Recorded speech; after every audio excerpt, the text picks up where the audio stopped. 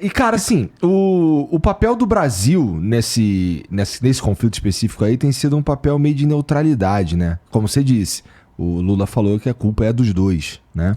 Ele mudou um pouco o discurso agora, né? É. Porque ele viu que pegou um pouco mal. Até o Lula agora viajou pro Japão porque vai participar da reunião do G7.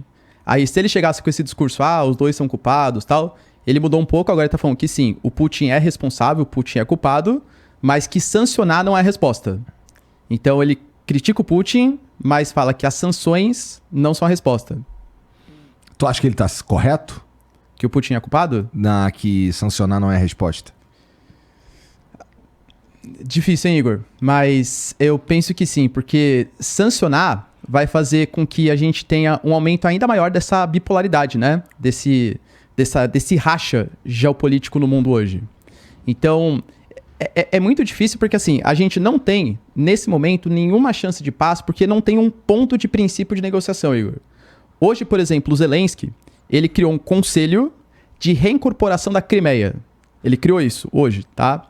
Inclusive Sevastopol, que é um porto super importante, base militar ali da região da Crimeia. O Putin já falou, a gente não aceita negociar a Crimeia. A Crimeia é dos russos. Inclusive com Sevastopol e tudo que possa imaginar. Inclusive o Putin chamou a Crimeia de linha vermelha. Ou seja, se a Ucrânia atacar a Crimeia ou quiser reconquistar a Crimeia, a gente pode usar armas mais poderosas, inclusive dando uma diquinha ali que era a arma nuclear. Que coisa, né, cara? Porque assim, eu acho que bom, pelo menos da forma que eu enxergo, a culpa é do Putin. Assim, o cara tava lá e veio um cara e invadiu, né? Então, a culpa é do Zelensky? A culpa é da Ucrânia? A culpa é do russo, pô, né? Da guerra, com certeza, né? Mas eu acho que tem algumas coisas um pouco mais complexas que isso também, Igor. É fato, por exemplo, a gente teve, por exemplo, quando a gente fala do fim da União Soviética, era um país gigantesco. Então existem russos na Letônia, Lituânia, Estônia, na Ucrânia, por exemplo, na Bielorrússia, Belarus.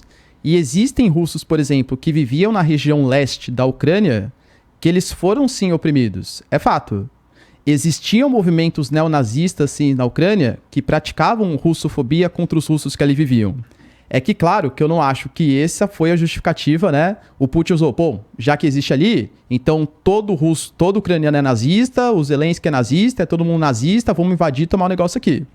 Mas falar que a Ucrânia é 100% limpa na história também não é, porque existia, sim, perseguição contra os russos. A Ucrânia... Mas a ponto de justificar uma invasão... Por isso que eu falo, não, tá errado. O Putin, partindo pra mim, se quem invadiu tá errado, com toda certeza. Mas o Zelensky, por exemplo, a Ucrânia como um todo, é conhecido como um dos países mais corruptos do mundo, o leste europeu. Até durante a guerra, repassou, né, um monte de dinheiro para gerador de energia, porque o Putin, em determinado momento da guerra, ele começou a atacar pontos de infraestrutura, geração de energia e tal, né? E aí vários geradores foram cedidos para os ucranianos. O Zelensky teve que fazer uma reforma ministerial porque tinham vários ministros envolvidos em escândalo de corrupção em plena guerra, com mais de 50% do país sem energia elétrica. A corrupção é uma coisa intrínseca na Ucrânia, percebe? De novo, nada justifica... É mais sinistro que no Brasil? Não, é mais sinistro. Não que no Brasil seja tranquilo também, né? Mas é mais intrínseco ainda, sim. Entendi. Nada justifica a invasão do Putin. O Putin, sim, está errado. Mas, de novo, né? Pensar a geopolítica como mocinho e vilão não é legal. Tá. Se a gente pensar, por exemplo, quando terminou a Guerra Fria, você teve ali mais ou menos um momento de globalização, formação de blocos econômicos, parcerias geopolíticas, e ficou-se estabelecido que o Ocidente não ia aproximar as tropas da OTAN, a expansão da União Europeia, etc., pro leste europeu. A primeira coisa que aconteceu na década de 90 foi acontecer isso. Porque na época a Rússia tinha um cara chamado de Boris Yeltsin, que era um governante muito fraco, que até declarou moratória, aumentou o desemprego, crise econômica. Então, geopoliticamente, os membros da OTAN eles perceberam que era hora de expandir ali os seus avanços. E aí fala assim, mas os países não queriam receber? Realmente queriam. Você pega Letônia, Lituânia, Estônia, são países que queriam se ocidentalizar, principalmente pós-década de 90, nos 2000. Mas e se, por exemplo, Cuba quiser receber bases militares da China? Cuba quer. Os americanos vão aceitar isso, será? Se a China quiser instalar... por exemplo, a China hoje tem uma outra disputa super importante, que é o Mar da China Meridional. É uma região que tem 1/5 da pesca mundial, tem 1/3 de todo o comércio que passa por aquela área. E é disputado entre Filipinas, Vietnã, Brunei, enfim, né?